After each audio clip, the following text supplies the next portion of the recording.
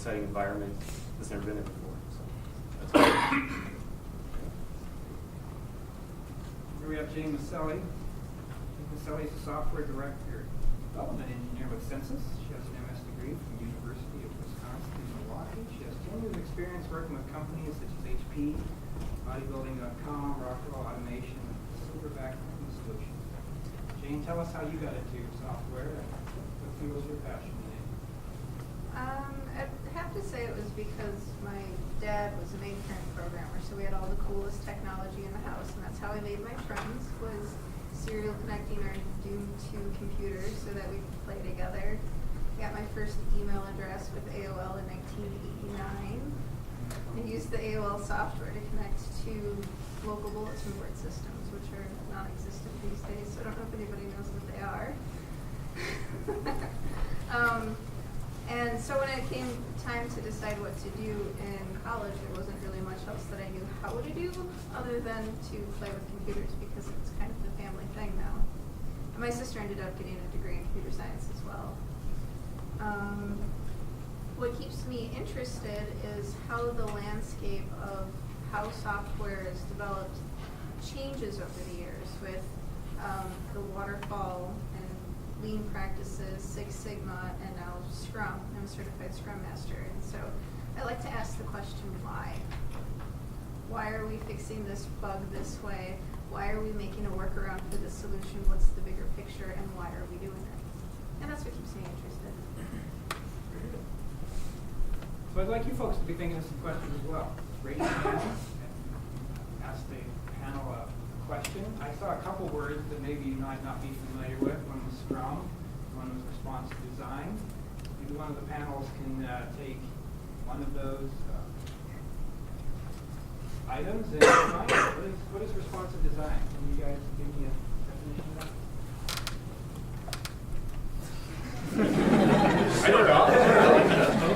So in recent times, it's the concept of, let's just take it in the concept of a web page. So it's the idea of a web page scaling its features and its design and its interactivity based on the capabilities of what it's being run on. So mobile adds a lot of problems, I think, to design, as well as just now with things like HTML progressing. The browsers obviously don't implement full specs all the time, so your website can be responsive and change how it interacts based on the functionality that's available via the browser. And most of the time what they're talking about now is doing that dynamically as it's happening versus just hard coding a bunch of if it's IE for this, if it's IE for this.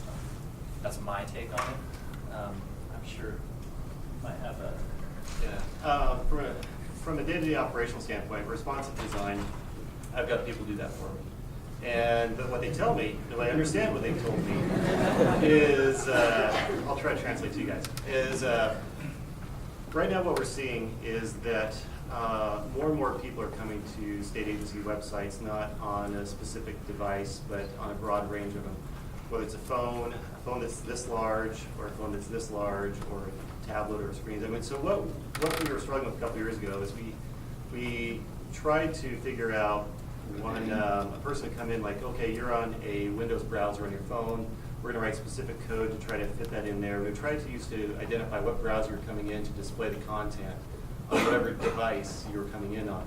And just recently, as we've gotten more and more diverse with the types of hardware that people are coming into our websites with to do e-commerce with, make a filing with, pay their taxes, we really changed the way we look at design to adapt kind of as the screen shrinks and expands.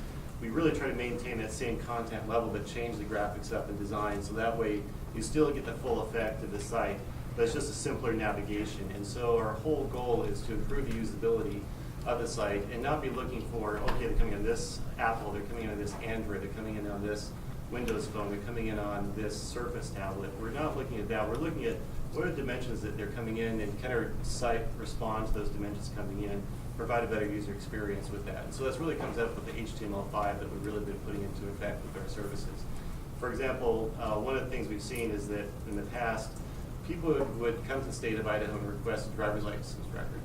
And then they'd print it off they'd be sitting at their desk at their terminal, they'd have a printer hooked up, and they'd print that off and take that to get their, so they could get a job at either delivering pizzas or the repo guy, or whatever, to say, okay, here's my driver's record, it's clean, give me a job. What we're seeing though is that people are now going on phones, tablets, and they're not purchasing those terminals, and they're not hooked to computer. And so we're having to change the way we operate our services, because they'll be sitting at home on the Surface, or be sitting home on the tablet, or whatever, and they'll pull up the driver's record and they'll purchase it. Then they'll look around like, well, I'm not connected to a printer, and I just paid $15 for this.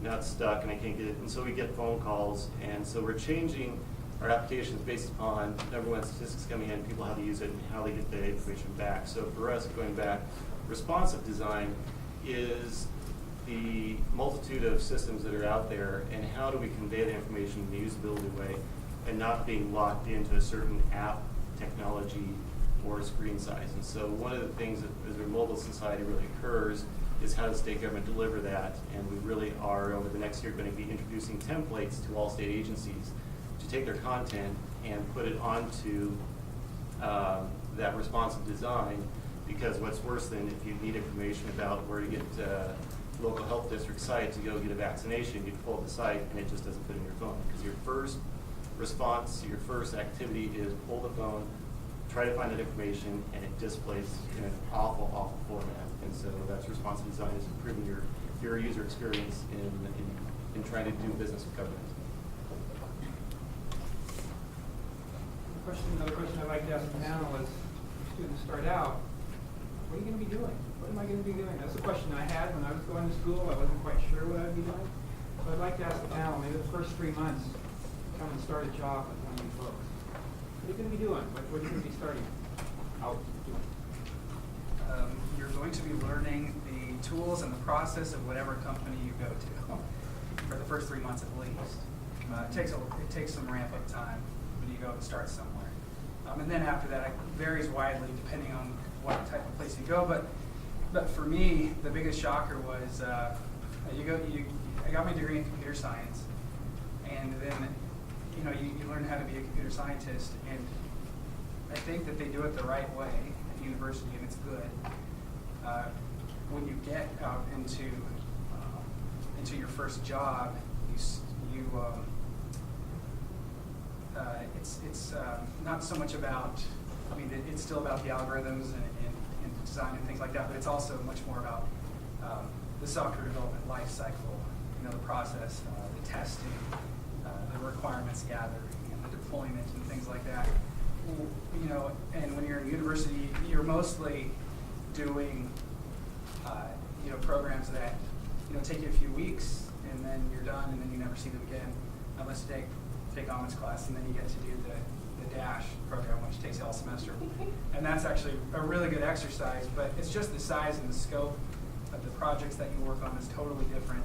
And I felt adequate and prepared, but it's just a different experience doing it for a living. I'd add that hopefully where you go, the first thing that happens is that you're assigned a mentor. So I don't know about anyone else, but I was really worried that, oh gosh, did I learn enough? Do I know enough? They hired me and said I had to know X, Y, Z and all these technologies, and I made it through the interview process, but I only know one of those 5 technologies they talked about. And you should certainly not be afraid. Any company, they hired you, they're investing in you, they want you to be there. They're not there to see you fail and say, haha, you didn't know that stuff and take you aside. They will assign a mentor to you. Someone will help you learn those systems. Someone will help you understand the code. Someone will probably assign a bug to you. I would not be, I'd be surprised if someone brought you on and didn't have you fix a couple bugs first, because it's a really good way to see a whole lot of the code and not do too much damage, and be able to have an isolated fix that someone can code review and see how you did. So I would definitely expect a mentor. I'd expect to read a lot more than you write right away. Expect to come up to speed on technologies you've never heard of. No matter what the mainstream technologies were that were in the job description, there's probably going to be 5 that are kind of hidden under the covers. Oh yeah, we had to use that because we used that 6 years ago and we can't rewrite that right now. So you're going to be brought up to speed on technologies you probably never heard of before. And you're just going to read and learn a lot. And it's actually really cool, because then you're going to realize you're also getting a paycheck for just going there and learning a bunch of things. Yep. Same thing, you're going to get a mentor right away. It's usually a pretty quick ramp up time too. You're not going to be sitting there, reading about how we do this check-in or how we make bills or whatever. Most likely within the first week, at least by the end of the first week, they'll be checking in code, working on a bug fix, doing something. I mean, it's expensive to have programmers sitting there reading, so if they're gonna sit there and read code, so they're ready to make some fixes. So it happens pretty quick. Yeah, I was gonna say, when we hire somebody, really the first thing is we gotta teach them about our project management style, how we manage projects, how we document, how to check code in and out, how to operate with the tools, and teach them the tool sets. And I guess in the first 6 months, the biggest fear of an employer is that I just paid for 6 months, then you take off.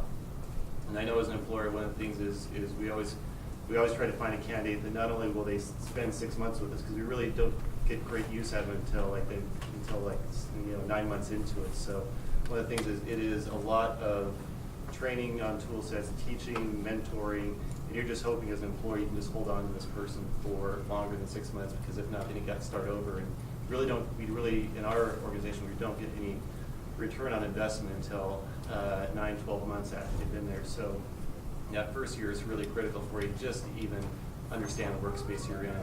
And it's always a tenuous kind of part for us employers, is like, oh God, please stay. Don't go away. Well, and the advice is when you're starting out at a job is to always ask questions. They don't expect you to know, and they don't know what you don't know. So it's really your job to ask the questions rather than sitting at your desk and trying to figure something out for 8 hours, when you could just go and ask a mentor or somebody who would help you out. So don't struggle. It's not, you're not there to struggle. They're not there to have you prove what you know in your interview. They're there to teach you. And That's a you will great learn. point. They'll be way more disappointed if they find out you didn't get that thing done in 8 hours than they are if you come ask questions along the way. If you got your task got done and you learned something along the way versus, oh, I sat here and thought about it all day. That doesn't help anybody. I asked what I thought was a lot of dumb questions, but apparently they were perfectly normal questions. I just didn't know that I needed to ask them.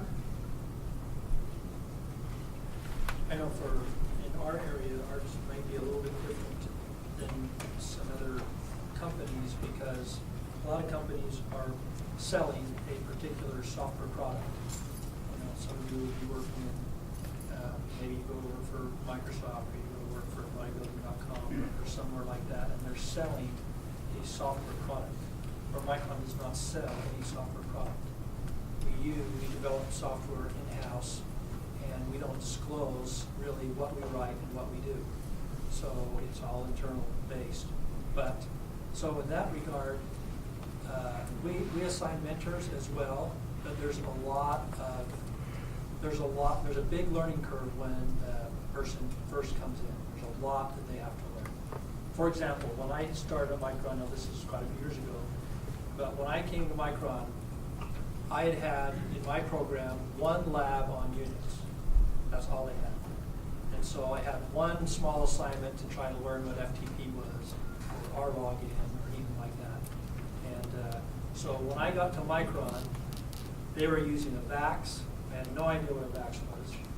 So I was trying to understand that. They were using an editor called EDT. I had no idea what that editor was.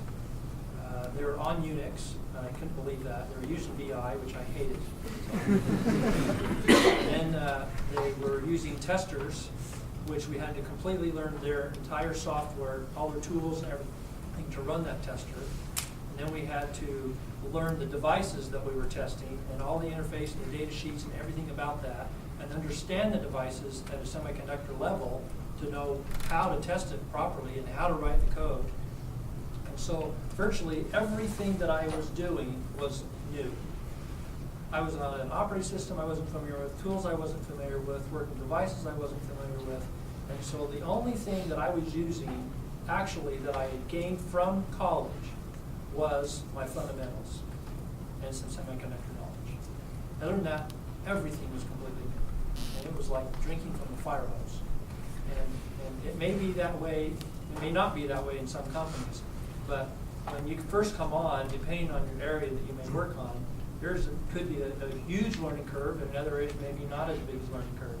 But the biggest thing, as I talk to different engineers at Micron, is that the biggest thing that we look for is, if once you're hired, you're in. And so really what we want to know is, can you learn new technologies, right? We hope that the biggest thing that you've learned coming out of college is that, have you learned how to learn? can you go read, can you study